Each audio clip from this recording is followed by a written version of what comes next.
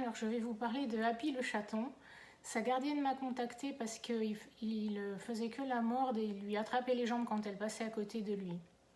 Donc en fait, quand je me suis connectée en communication animale, il comprenait pas trop la démarche de sa gardienne parce que pour lui tout allait bien, il était très joueur, pas vraiment très câlin, mais du coup voilà. Donc quand je lui ai fait le débriefing, elle m'a expliqué que il avait été recueilli tout seul, sans sa maman, et il devait avoir à peu près 2 mois.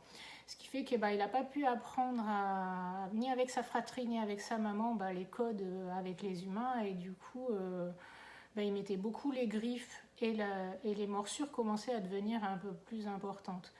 Donc bon, il a dit qu'il allait faire de son mieux, mais comme il ne comprenait pas trop la démarche, du coup voilà, elle m'a recontacté à peu près 15 jours après en me disant que ça n'avait pas trop changé. Et comme elle habite pas très loin de chez moi, elle me demandait si ça pouvait changer quelque chose si je venais en présentiel. Et je lui ai dit que j'étais tentée d'essayer parce qu'il y avait eu 2 ou 3 animaux avec lesquels j'avais interagi directement et pour lesquels il y avait eu des résultats, mais j'étais pas sûre que c'était vraiment mon intervention qui avait pu être à l'origine de ces améliorations.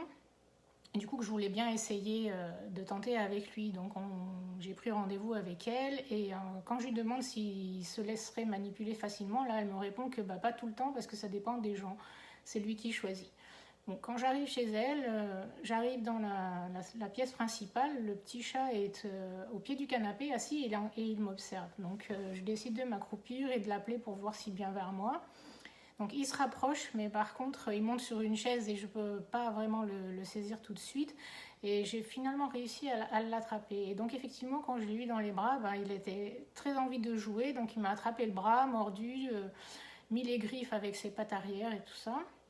Je finis par réussir à l'immobiliser entre mes 2 mains et par la pensée, je lui explique les choses que sa maman aurait dû faire quand il était tout petit. Et au final, je sens au bout d'un moment son petit corps se détendre.